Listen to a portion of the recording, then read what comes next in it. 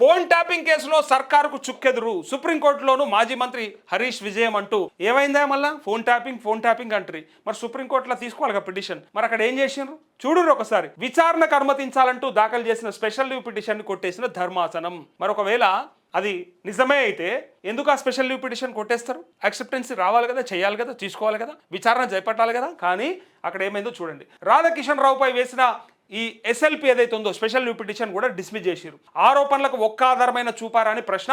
రేవంత్ ప్రభుత్వం పోలీసుల పై ధర్మాసనం ఆగ్రహం అంటూ చూసిరు కదా. ఇగో ప్రైవేటు కేసులో ప్రభుత్వ అప్పీల్ అంటూ హరీష్ పై కక్షతో సుప్రీంకోర్టుకు వెళ్లి పరువు పోగొట్టుకున్న రేవంత్ సర్కారు చివరికి ఏం చేసిరు చూసిరా? సిగ్గు తీసుకున్నారు గంతే. అరే ఏం లేదురా నాయనా అని చెప్పంగా కూడా కేసీఆర్ చెప్పింది కూడా అలా ఏముంటది ట్యాపింగ్ టూపింగ్ గంట్లో ఏం ఏడుస్తుంది, ఎవడు చేయడు, అందరు చేస్తారు. మనం మాట్లాడింది వీళ్ళిద్దరితో ఇప్పటిదాకా. తులా ఉమ్మ గారు జిల్లా పరిషత్ చైర్మన్గా చేశారు కరీంనగర్కి.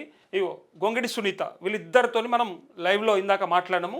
సో వీళ్ళు మాత్రమే కౌంటర్ ఇచ్చారు. ఈ కౌంటర్లోంచి మనం తీసుకొని అడిగినాం. అయితే ఇక్కడ చూడండి ఒకసారి, ఇగో ఏమైందో చూడండి. వాళ్ళు పెట్టినటువంటి కేసులో మరి అలా ఏం జరిగిందో చూడండి ఒకసారి. స్పెషల్ లీవ్ పిటిషన్ వేస్తే తీసుకోవాలి కదా లెక్కకైతే, మరి సర్కార్కి ఎందుకు ఎదురు దెబ్బ అంటే ఇగో అసలు ముచ్చట ఇది. మీరు ప్రైవేట్ వ్యక్తి ఎవడో దాఖలు చేస్తే ఆ కేసులో హైకోర్టు తీర్పును సవాల్ చేసుకుంటా మీరు రాష్ట్ర ప్రభుత్వం సుప్రీంకోర్టులో ఎట్లా ఎస్ఎల్పి దాఖలు చేస్తారని చెప్పి క్వశ్చన్ అడిగారు. ఇగో బీఆర్ఎస్ సీనియర్ నేత తన్నీర్ హరీష్ రావును ఫోన్ ట్యాపింగ్ కేసులో విచారణకు అనుమతించాలంటూ రాష్ట్ర ప్రభుత్వం దాఖలు చేసిన స్పెషల్ లీవ్ పిటిషన్ సుప్రీంకోర్టు కొట్టేసింది. హరీష్ రావుతో పాటు మాజీ డీసీపీ రాధాకిషన్ రావుపై ప్రభుత్వం దాఖలు చేసిన వేర్వేరు అప్పీలను సోమవారం డిస్మిస్ చేసింది. తన ఫోన్ ట్యాపింగ్ చేయించారంటూ రియల్ ఎస్టేట్ వ్యాపారి కాంగ్రెస్ నాయకుడు చక్రధర్ గౌడ్ చేసిన ఫిర్యాదు మేరకు అంటూ ఒకసారి చక్రధర్ గౌడ్ చేసినటువంటి ఫిర్యాదు అని వచ్చింది కాబట్టి చక్రధర్ గౌడ్తో మాట్లాడే ప్రయత్నం చేద్దాం. ఎందుకంటే మరి స్పెషల్ లీవ్ పిటిషన్ కొట్టేసింది, యాక్సెప్ట్ చేస్తారనుకున్నాం.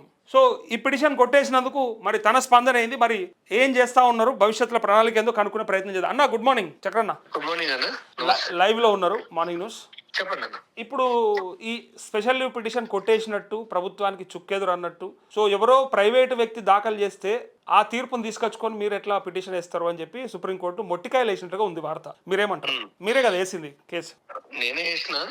హైకోర్టులో న్యాయం జరగలేదని చెప్పి సుప్రీంకోర్టులో వేస్తే సుప్రీంకోర్టులో జస్టిస్ త్రివేది గారు గతంలో కొట్టేశారు 3-4 నెలల కిందట. తర్వాత రాష్ట్ర ప్రభుత్వం వేయింది. అసలు ఫోన్ ట్యాపింగ్ లో ఈయన కీలకంగా ఉన్నాడు. హరీష్ రావు మీద వేయింది ఏదో చక్రధర్ని ఏదో ఉద్ధరిద్దామని కాదు, గుర్తుపెట్టుకోండి. ఈయన మొదట ప్రభాకర్ రావు వాళ్ళ కేసులో ఈయన పేరు బాగా వస్తుంది. మన విచారించినప్పుడు కేవలం ఒక మాజీ మంత్రి అని హరీష్ రావు పేరు బాగా రావడం తోటి ఈ చక్రధర్ కేసులో ఈయన డైరెక్ట్ ఇన్వాల్వ్ అయ్యిండు, అదర్ కేసెస్ లో ఇండైరెక్ట్ ఇన్వాల్వ్ అయ్యిండు. నా కేసులో ఏమైందంటే ఈ పిల్లగాడితో ఏమైతుంది, లోకల్ వీడు చిన్న పోరాడు వీటితో ఏమైతుంది అని డైరెక్ట్ ఆయన్ని ఇన్వాల్వ్ అయ్యిండు. అబ్బో మీరు చిన్నోళ్ళు అవుతారా? ఆయన దృష్టిలో చిన్నోళ్ళమే కదా అన్న. అరే మీరు సిద్దిపేటలో హరీష్ రావుని జరిసేపు ఇట్లా ఆటాడిచ్చిర్రు. అంటే ఆయన అధికారంలో ఉన్నప్పుడు ఏమైపోయిందంటే ఆ 15,000 ఓట్లు తెచ్చుకుంటే కూడా భయపడిపోయారు అందరూ. అది ఆయన ఓట్లే, ఆయన కూడా తెలుసు అవి. అయితే ఫస్ట్ ఆయన అధికార మతం తోటి వీడెంత అనే ఒక ధోరణిలో డైరెక్ట్ దిగి యాక్సెస్ చేయడం తోటి ఆయన నా కేసులో నేరుగా దొరికిపోయిండు. దాన్ని పట్టుకోవడానికి పోలీసులు చాలా శ్రమించారు, చాలా కష్టపడ్డారు. కానీ రాజకీయాల ముందట పోలీసు వాళ్ళు ఓడిపోయారు, న్యాయ వ్యవస్థ ఓడిపోయింది, అందరు ఓడిపోయారు. ఇదంతా బీజేపీ ఆశీర్వాదం చాలా బలంగా ఉన్నది హరీష్ రావుకి. కాంగ్రెస్ నేను అనను. సెంట్రల్ లో రేపటి భవిష్యత్తు, రేపు బీజేపీ భవిష్యత్తు హరీష్ రావే అనేది ఎక్కడో వాళ్ళకు ఉన్నట్టుంది. అందుకే వాదనలన్నీ పసలేకుండా ఆయన బయటపడ్డాడు. వెరీ సింపుల్ అది. ఎందుకంటే ఇప్పుడు చూస్తే పరిణామాలన్నీ చూస్తుంటే మాత్రం centre of politics Harish Rao చుట్టే తిరుగుతున్నాయి.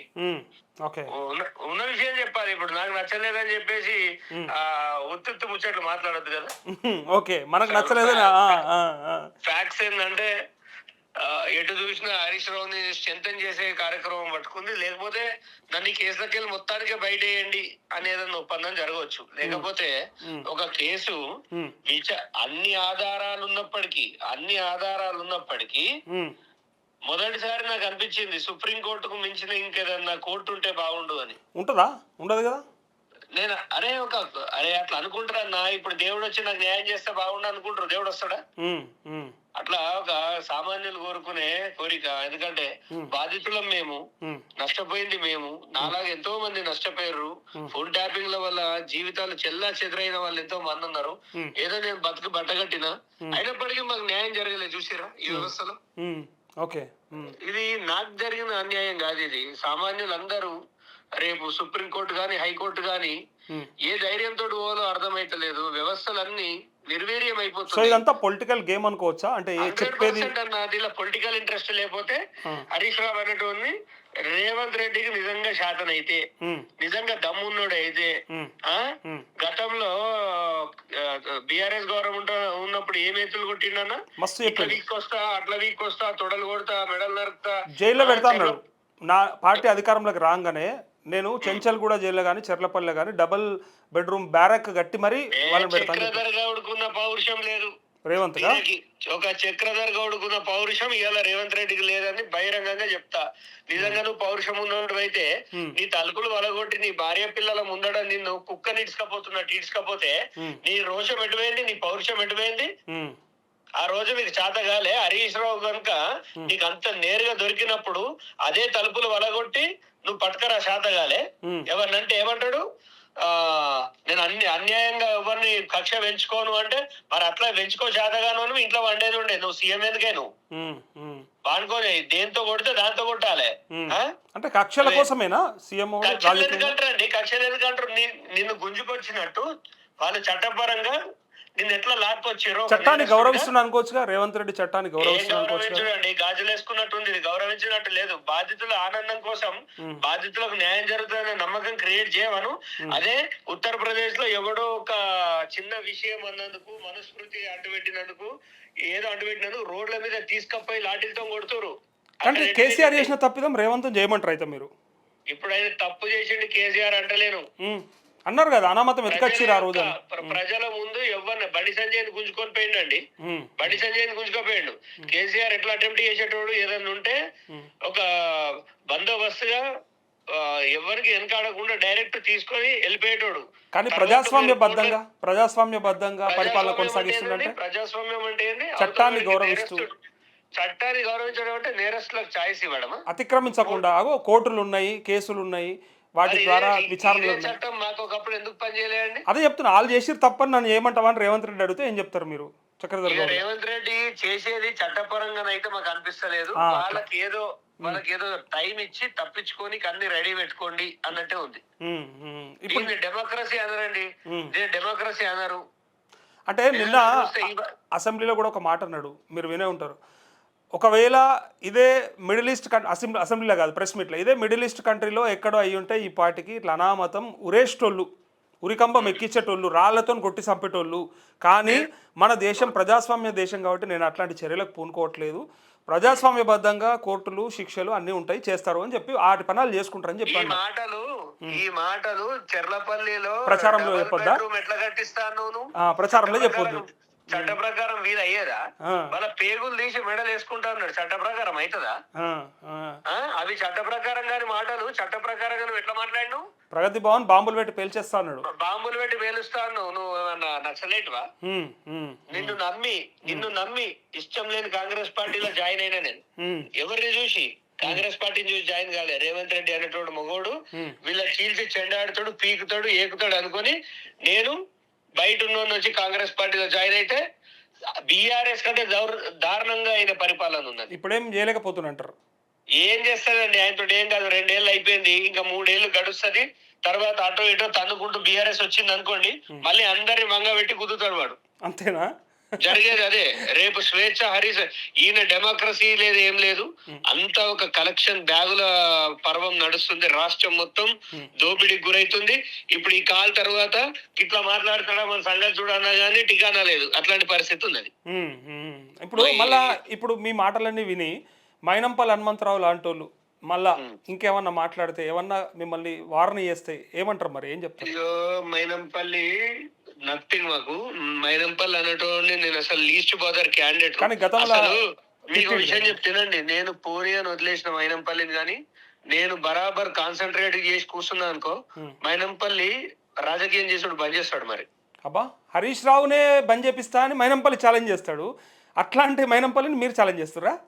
మీకు ఒక లాజిక్ అర్థమైతలేదు. మంచిగా ఇది మన ప్రేక్షకులు, మన లీడర్ టీవీ ప్రేక్షకులు మంచిగా వినండి. ఎందుకంటే అందరు రైతులే చూసే ఛానల్ కాబట్టి మంచిగా చెప్తా. చెప్పండి. నేను సిద్దిపేటలో హరీష్ రావుని ఇబ్బంది పెడుతుంటే నన్ను ఎవరు ఇబ్బంది పెట్టిరు? మైనంపల్లి ఇబ్బంది పెట్టారు. ఎందుకు ఇబ్బంది పెట్టిండు అంటే నేను హరీష్ రావుని ఇబ్బంది పెడుతున్నా అని. మీకు అర్థమవుతుందా? హరీష్ రావుకి కవచమే మైనంపల్లి. సో ఇదొక గేమ్, మళ్ళా చూడుర్రి, ఇదొక గేమ్. ఇది ఆయనకి కవచం. నేను నిన్ను తిట్టినట్టు చేస్తా, నువ్వు నన్ను కొట్టినట్టు చెయ్యి అంటాడు. వాళ్ళని వాళ్ళు కాపాడుకుంటారు. మైనంపల్లి ప్రతిసారి ఒక డైలాగ్ వాడతాడు. కోవట్లు ఉన్నారు పార్టీల, కోవట్లు. ఆ బాబు, నువ్వు నిన్నగాక మొన్న మాట్లాడుతున్నావు కోవట్లు ఉన్నారు. నేను కాంగ్రెస్ పార్టీలోకి వచ్చి 2 నెలలకే మాట్లాడినా, యూట్యూబ్ లో వీడియోలు చూడిపో. కోవట్లు ఉన్నారు అన్న, కోవటోడుగా నువ్వే. వీళ్ళు కోవట్లండి. ఈయన వచ్చి సిద్దిపేటలో నిలబడతాడట. ఈయన సిద్దిపేటలో నిలబెడితే హరీష్ రావు బంపర్ మెజారిటీ వెళ్తాడు. కానీ కొంచెం వెనకకైతురు మీరు. రేవంత్ రెడ్డినేమో మొగోడైతే అది అని అన్నారు, కానీ మైనంపల్లిని అనడానికి వెనకకైతురు, భయపడుతుంది మీరు. మైనంపల్లిని నేను వదిలేసిన. ఇప్పుడు రేవంత్ రెడ్డి నన్ను తిడితే పౌరుషం వస్తుంది. మైనంపల్లి ఎవడండి? ఎవరు? మా ఊర్లో నథింగ్. మేము చెప్తున్నా కదా, నేను వదిలేసిన అంటే ఇంకా అదొక పనికి మాలిన సబ్జెక్ట్ అయితే. ఆయన ఇచ్చిన వార్నింగ్ కి మీరు భయపడ్డారేమో అని మా ప్రశ్న. ఎవరికి ఇచ్చిండు వార్నింగ్? ఎవడిచ్చిండు? నాకు వార్నింగ్ ఇచ్చేటోడే పుట్టలే. దాంతో హరీష్ రావు తోటే కాలేదు, ఈ బుడ్రఖాన్ గారితో ఏం కాదు. నేను మంచి మంచి చూసి వచ్చిన నరేష్ అన్న, మీకు ఒకటి చెప్తానండి. 3 సంవత్సరాల్లో నేను ఎదుర్కొన్న శత్రువు ఈ రాష్ట్రానికి సెకండ్ సీఎం. అట్లాంటి పెట్టుకొని బతకచ్చినోని ఈ మైనంపల్లి మైదాపిండి గారు కాలుమొక్క కేటీఆర్ గారిని కాలు మొక్కిండు. కేటీఆర్ కాలు మొక్కిండు. సారీ, కేటీఆర్ గారు కాలు మొక్కిన అప్పుడు ఎక్కడికి పోయింది సిగ్గు. వాళ్ళ కొడుకు అంటాడు, నేను ఇది వీక్తా, నేను అది వీక్తా అని. వీళ్ళు అవసరాలకు కాళ్ళు పట్టుకుంటారన్న వీళ్ళు. అర్థమైందా? చక్రధర్ గౌడ్ అనేటోడు ఎక్కడ సరే నేను ఓడిపోతానా, నా శక్తి సరిపోతుందా లేదా కాదు. సూదుంటే సూత్తోడే కూర్చున్నా, దబ్బనం ఉంటే దబ్బనంతో వచ్చినా, కత్తి ఉంటే కత్తితోటే కూర్చోడానికి వెనకాడలేదు. చక్రధర్ ఆయుధాలు మార్చిండు కానీ కొట్లాట ఎప్పుడు మరవలే. హరీష్ రావుని కొట్టడానికి నిజంగా చక్రధర్ ఎంత మొగోడో తెలవాలంటే హరీష్ రావు 1000 అడుగులు చెప్తాడు. ఒక్క పైసా ముట్టలే, ఏ రోజైనా ముఖం చూడలే. ఎన్ని ఆఫర్లు వచ్చినా వద్దన్నా. ఎందుకంటే నా ఇంటి ఆడపిల్లకు జరిగిన అన్యాయానికి నేను వెలగట్టా అని చెప్పిన. చివరిగా చెప్పండి. అంటే ఇప్పుడు అందరూ ఒకటేనా? అంటే వీళ్ళు విమర్శించినట్టు చేస్తారు, వాళ్ళు జైల్లో పెడతామని చెప్తారు, కానీ ఎవరిని ఏం పెట్టరు పక్క. అంటే మధ్యలో ఆగమయ్యేది నీలాంటోడు నాలాంటోడు, అంతేనా? అన్నా చూడండి, డిబేట్లు పెట్టి మాట్లాడి నాలంటోడు ఆగమవుతాడు, గవర్నమెంట్ కి ఎదురు తిరిగిందని మీలాంటి నిజాయితీ పరుడు ఆగమవుతాడు. జనం ఆగమవుతారు తప్ప వాళ్ళంతా ఒకటే ఉంటారు. కానీ నేను రాజకీయాల్లోకి వచ్చిన తర్వాత చాలా బాధపడ్డ విషయం ఏంటంటే, ప్రజలకి రేపటి తరం మీద సోయి లేదన్నా. రైతులు ఏమైపోతున్నారు? సోయి లేదు. ఓటుకు పైసలు తీసుకొని ఓట్లు ఎందుకన్నా చేసుడు? చచ్చిపోతావా? వాడు ఇచ్చే సొమ్ములు తినకపోతే చచ్చిపోతామా? మొన్న సర్పంచ్ ఎలక్షన్లు చూసిన తర్వాత రాజకీయాల పైన నాకు ఒక బాధ అనిపించింది. ఇట్లే చేయాలి రాజకీయాలు. వీళ్ళు చేసేది కరెక్టే, జనం లోపల తప్పుంది. ఒక లెక్క ఉంది, 1000 కోట్ల రూపాయలు అయినాయట మన 12,700 గ్రామ పంచాయతీలో జరిగిన ఎన్నికలకు. కొన్ని 1000 కోట్లు. ఒక ఊర్లో అన్న, ఒక మిట్టపల్లి గ్రామంలో ఒక అభ్యర్థి 1.5 కోటి ఖర్చు పెట్టిండన్న. 1.5 కోటి ఖర్చు పెడతారా అన్న? నా ఎమ్మెల్యే ఎలక్షన్స్ కి పెట్టలే అన్న నేను 50 లక్షలు. ఇంత దారుణంగా వ్యవస్థలు ఉంటే, ప్రజలు ఇంత దుర్మార్గంగా ఉంటే రాజకీయ నాయకులు ఎందుకంటారన్నా? ఏం తప్పు చేసిండు? వాళ్ళ దగ్గర డబ్బులు ఉన్నాయి, వాడు వ్యాపారం చేస్తుండు. ఆ వ్యాపారంలో మిమ్మల్ని కొనుక్కుంటుండు, నువ్వు అమ్ముడు పోతున్నావు. మీరు చూడలేదేమో, పటాన్ చెరువు నియోజకవర్గంలో హైయెస్ట్ 17 crores, 17 కోట్లు ఒక సర్పంచ్ ఎన్నికకి. 55,000 రూపాయలు పర్ ఓటుకి పంచారు. అంటే ఇది పంచడం తప్పు లేదన్నా. అడిగేటోడు ఉన్నాడు కదా, అడిగేటోడు ఉన్నాడు, తీసుకునేటోడు ఉన్నాడు. కాబట్టి నాకు మొన్నటితోటి రాజకీయ నాయకుల్ని విమర్శించడం బంద్ చేసిన అన్న. ఏదయ్యాల ఫోన్ ట్యాపింగ్ అని మీరు అన్నారు కాబట్టి. అంటే మీ పేరు వచ్చిందన్న. అన్న మీ పేరు చాలా పెద్దగా వేసిర్రు నమస్తే తెలంగాణలో. ఆల్మోస్ట్ మీ వార్తనే పెద్దగా కనబడుతుంది. ఇగో ఇలా రాసిర్రు క్లియర్ గా, చక్రధర్ గౌడ్ తన ఫోన్ ట్యాపింగ్ జరిగిందంటూ పంజగుట్ట పోలీసులకు చేసిన ఫిర్యాదులు అభియోగాలకు ఆధారాలు లేవంటారు. డైరెక్ట్ గా హైకోర్టు ఇచ్చిన తీర్పు. ఏది ఆధారం? ఇప్పుడు హరీష్ రావుకి వాళ్ళ బిడ్డ అంటే ప్రాణం అండి. నాకు తెలిసిన కాడికి వాళ్ళ కొడుకు అంటే ఆయన బిడ్డ అంటే ఆయన ఆ పంచ ప్రాణాలు. ఆ పంచ ప్రాణం మీద ఒట్టే చెప్పండి, నా ఓటు నా ఫోన్ ట్యాప్ చేయలేదని. కానీ ఇక్కడ రియల్ ఎస్టేట్ వ్యాపారి కాంగ్రెస్ నాయకుడు, మీ పేరు ఇయ్యాలంటే కూడా ఒకటి చెప్తానండి. చక్రధర్ పొలిటికల్ లీడర్ గా పొలిటీషియన్లు ఒప్పుకుంటలేరు. మీ పేరు కాంగ్రెస్ నాయకుడు అని పెట్టిరు ఇంకా ఇయ్యాలంటే కూడా. ఇక వాళ్ళు ఎవరికి నచ్చాడు, కాంగ్రెస్ వాడేమో రియల్ ఎస్టేట్ వాడని ఇస్తాడు. ఇక్కడ రాశాడు రియల్ ఎస్టేట్ వ్యాపారి కాంగ్రెస్ నాయకుడు అని రాసిర్రు. చాలా దుర్మార్గం. ఇప్పుడు చూస్తున్నా కదా అన్న, ఇప్పుడు ప్రత్యామ్నాయం లేదు. బీజేపీ చచ్చిపోయింది, రియల్ గా చచ్చిపోయింది, అమ్మకానికి గురైంది.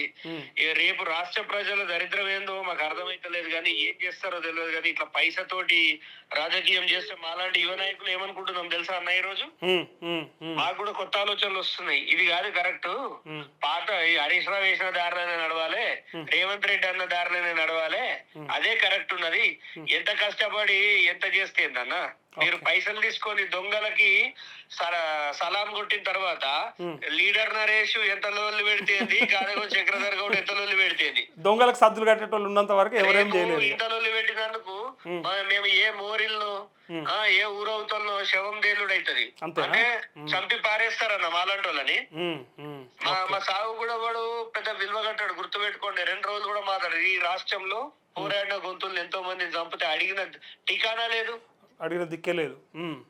వీడు పోతే వీనికంటే కేసీఆర్ మంచోడు, జర రైతు బంధు ఇచ్చిందంటారు. అంటే ఉచితాల కాశపడి సర్వనాశనం అవుతుంది రాష్ట్రం. నాకు అనిపిస్తుంది ఈ రోజు, నేను అన్ని డబ్బులు 10 కోట్ల రూపాయలు వంచిన అయ్యాల పైసలు నా దగ్గర ఉంటే నా పిల్లం పిల్లలతో హ్యాపీ ఉండకపోదు, ప్రశాంతంగా బ్రహ్మాండంగా. ఎవరి కోసం ఎవడు అడిగిండు అన్న రైతులకి ఇవ్వమని? రైతులకు ఇచ్చినందుకు దొంగనైనా, వ్యభిచారినైనా, డెకాయిటీనైనా, రేపిస్ట్నైనా, ఇన్నైనా కానీ ఇచ్చి ఊరుకుంటే అయిపో. మీరు రాజకీయాల్లోకి వచ్చి అట్లా అయ్యారని అంటే ఏం చెప్తారు? ఇచ్చి ఊరుకుంటే మీరు నిజంగానే ఒక సేవా కార్యక్రమాల్లోనే ఉన్నటువంటి ఒక సంఘ సంస్కర్త లెక్కన ఉంటే అయిపోతుండే. నాయకుడు కావాలని వచ్చే ఇవన్నీ ఇబ్బందులు పడ్డాడు చక్రధర్. ఒక స్థాయి వరకు మనం పంచే కాడికి ఎవరికైనా పంచుతాం. పంచి ఊరుకున్న తర్వాత సమస్య మళ్ళీ ఉద్భవిస్తుంటది. ఆ సమస్యకి ఆనకట్ట వేయాలన్నా, దాన్ని అరికట్టాలన్నా మాలాంటి వాళ్ళు రాజకీయాలకు ఎందుకు రావద్దు అని అనిపించినప్పుడు నేను నా పాత్ర నేను పోషిద్దామని దానికి వచ్చిన. ఎందుకన్నా యువత రాజకీయాలకు రావాలంటారు, మీరు రావద్దంటారు, ఇచ్చి ఊకోమ్మంటారు. అంటే మేము ఊకుంటే వాళ్ళు దోసుకొని అన్న, అంటే వాడు పొడుచుకుంటాడు, మేము బ్యాండేజ్ వేసుకుంటామంటారా? ఓకే కాదు కదా. ఇప్పుడు ఆ సమస్యకు పరిష్కారం చేయాలంటే చక్రధర్ లాంటి వాడు వస్తే వాడిని కేసులు పెట్టి, అడ్డమైన కేసులు పెట్టి లోపలేసారు. ఓకే ఏం చేస్తాం అంటే, యువత రావాలని చెప్తున్నది వీళ్ళే, రాకుండా చేసేది వీళ్ళే. ఇప్పుడు చూస్తున్న బీసీ ఉద్యమం చూస్తున్నైతే నాకు నవ్వాలను ఏడవాలను అర్థమైతలేదు.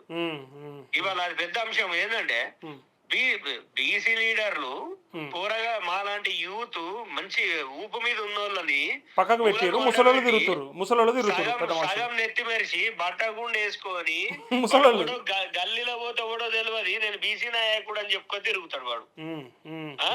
రాష్ట్ర స్థాయిలో మా పేరు హల్చల్ అవుతుంది, మేము ఎవరిని గంతియమా అన్న? ఇలాంటప్పుడు ఏం జరుగుతుంది అంటే, మాలాంటి కొత్త పార్టీ ఎవడన్న వాడు దొరలు. ఇప్పుడు కవిత పార్టీ పెట్టింది, చక్రధర్ దా అంటది, మళ్ళన్న రమ్మంటాడు, ఇంకొకటి రమ్మంటాడు, రేపు హరీష్ రావు రమ్మంటాడు. మాకేమనిపిస్తుంది, ఈ అమ్మ మా బేకార్గాలు ఉన్నారు మా వాళ్ళు, అట్లీస్ట్ శత్రువైనా గుర్తిస్తుండు దగ్గర అనిపించదా అండి? ఆర్ఎస్ ప్రవీణ్ పోవడానికి ముఖ్య కారణం అదే. సో కవిత పేరు తీసిరు కాబట్టి చివరిగా చెప్పండి, కవిత గారికి ఆల్ ది బెస్ట్ చెప్తుర్రా లేకపోతే నష్టపోతుంది అంటుర్రా? ఎట్లుంటది తన భవిష్యత్తు? మీరేం ఎక్స్పెక్ట్ చేస్తున్నారు? ఇది రాష్ట్ర ప్రజలు ఒప్పుకోకుండా ఒక మాట చెప్పాలా మీకు, ముఖ్యమంత్రి అవుతుందా? కవిత గారు చాలా క్లిక్ అవుతారు, మీరు చూడండి. నేను నిన్న మండలి అబ్జర్వేషన్ లో చాలా మంది ఏమంటారు అంటే, ఆమె ఎవరు నమ్మేది అది ఇది అంటారు. కానీ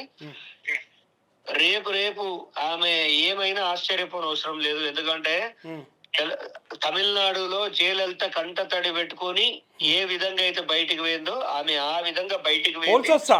జయలలితని కవితని పోల్చొస్తా. 10 ఏళ్ళు అలా ఉండి 10 ఏళ్ళు అదే పార్టీలు ఉండి ఆ అక్రమాలకు అవినీతికి ఆస్కారము అందులోనే ఉండి అన్ని కమిషన్లు తీసుకొని ఎట్లా చేస్తుందండి ఇలా బయటకు వచ్చి? అంటే నేను ఏం చెప్తున్నా, నేను ఒక శాసన మండలి నుంచి ఈమె పోవడాన్ని, ఆమె అసెంబ్లీ నుంచి ఆమె పోవడాన్ని నేను కంపేర్ చేసి చెప్తున్నా మీకు. అంటే ప్రజల కోసం పోతే లెక్క అండి, ప్రజల కోసం పోతే లెక్క. నేను ప్రజా సమస్యల మీద పోరాటం చేస్తా అంటే నీ ఆత్మగౌరవ సమస్య, నీ సొంత సమస్య కోసం పోతున్నావు అని ఇలా ప్రజలు అడుగుతా ఉన్నారు. ఏం చెప్తారు? అరే సెక్షన్ ఆఫ్ పీపుల్ ఉంటారండి, ఆమె నమ్మే వాళ్ళు ఉంటారు. దొంగని లిక్కర్ స్కామ్ లో 5 నెలలు తిహార్ జైల్లో చిప్పకూడదు తినేస్తారు. ఆమె లిక్కర్ స్కామ్ అంటారండి. నేను మిమ్మల్ని అడుగుతా, ఈ రాష్ట్రంలో 90% మందికి వాట్ ఈస్ లిక్కర్ స్కామ్ తెలియదు. మీరు ఒప్పుకోరా? అది ఎట్లాగూ తెలియదండి, తెలియనీయకుండా చేసిర్రు అది. ఆగండి, తెలియనియదు అంటే ఆ సబ్జెక్ట్ ఏందో తెలియదు. ఇప్పుడు వసుదేవుడు గాడిదికాలు పట్టుకున్నాడు అనే సామెత అందరు వాడతారు కానీ ఎందుకు పట్టుకున్నాడు అనేది ఒక్కడన్నా మాట్లాడతారా? అరే ఆ గాడిది ఎక్కడ అరుస్తే భటులు వచ్చి వింటే కృష్ణుని చంపేస్తారు అనే స్టోరీ ఎవరికి తెలియదు. ఢిల్లీ లిక్కర్ పాలసీలో జరిగిన అవకతవకల గురించి మేము చెప్పేకాడికి చెప్పినాం, జనాలకు అవేర్ చేసేకాడికి చేసినాం. అవేర్నెస్ లో నేను ఇవాళ మిమ్మల్ని అడుగుతున్నా, ఈ క్వశ్చన్ నేను మీకు సింపుల్ గా చెప్తున్నా. నాకు కవిత అంటే ప్రాణం లేదు, వాళ్ళ జాతి అంటే నాకు పడదు, మీకు తెలుసా విషయం. కానీ వాట్ ఈస్ లిక్కర్ స్కామ్? ఇవాళ ప్రతి దాంట్లో ఆమె నెత్తి మీద బుట్ట పెట్టేసి దాంట్లో 4 బాటిల్ పెట్టేసి లిక్కర్ స్కామ్ అని మాట్లాడుతురు. నేను అడుగుతా, ఆమె లిక్కర్ స్కామ్ అంటే ఎంతో మందికి తెలుసు? ఆమె ఏమన్నా వాళ్ళ ఇంట్లో కూర్చొని దొంగ మందు తయారు చేసి నెత్తిలో గంపలా పెట్టుకొని అమ్మిందా? అది ఆ గంపల పెట్టింది మీ దోస్తే, ఒకనాడు మీరు సమర్థించిన వాళ్ళే. వినండి, నేను చెప్పేది మల్లన్ననే. ఆయన ఎవరన్నా కానివ్వండి, పాలసీ పరంగా నేను అందరిని వ్యతిరేకిస్తా. ఆమె లిక్కర్ స్కామ్ చేసినప్పుడు చూసినోడు లేదు, చేసినోడు లేదు, కోర్టు నిర్ధారించాలి, సాక్ష్యాలు కావాలి. హరీష్ రావు ఇంత చేస్తేనే ఆయన పీకినోడు లేడు. ఇప్పుడు ఈమె లిక్కర్ రాని అని చెప్పేసి ప్రతి ఒక్కరు బాగా మాట్లాడుతారు.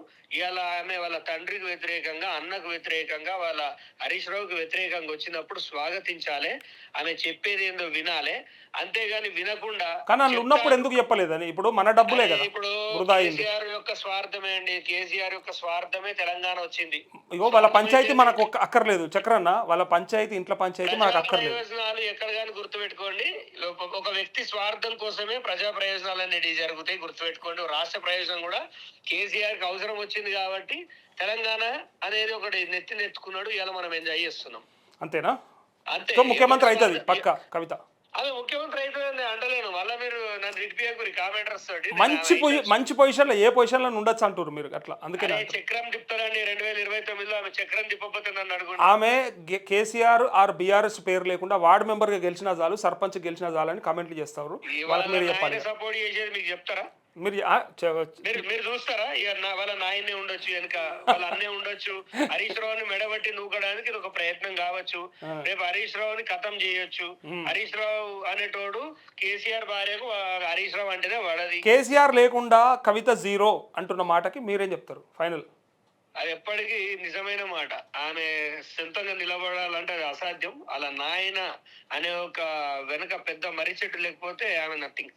అంతేనా? ఓకే, అంతే. అది అందరికి తెలిసే విషయమే. బట్ ప్రజల లోపల ఇప్పుడు ఈ 2-3 రోజుల సంది ఆలోచన విధానంలో కొంచెం మార్పు వచ్చింది. విశ్లేషకులు కూడా డిఫరెంట్ గా మాట్లాడుతున్నారు, మీరు అబ్జర్వ్ చేయండి. లిక్కర్ రాని అనగానే ఆమె ఏం తాగకుండా రోడ్ల మీద ఊగలేదు, ఆమె లిక్కర్ తయారీ ఇంకొకటి చూడలేదు, దానికి సాక్ష్యాలు లేవు, అక్కడ తెలంగాణలో జరగలేదు. అదంతా అది బీజేపీకి నచ్చలేదు, కేసీఆర్ నొత్తాలని అలా బిడ్డని తీసుకపోయారు, హింస పెట్టిరు మనం ఎందుకు అనుకోవచ్చు, తప్పలేదు అట్లా. ఓకే అన్న, థ్యాంక్ యూ. నా వర్షన్. ఓకే అన్న, thank you so much, thank you. ఇది చక్రధర్ గౌడ్ గారు చెప్తున్నటువంటి మాట ఏంటంటే, హరీష్ రావుని ఎట్టి పరిస్థితులలో రేవంత్ రెడ్డి కాపాడుతుందని చెప్పేసి, పైగా బీజేపీ కాపాడుతుందని చెప్పి చెప్పడానికి ప్రయత్నం చేస్తూ ఉన్నారు.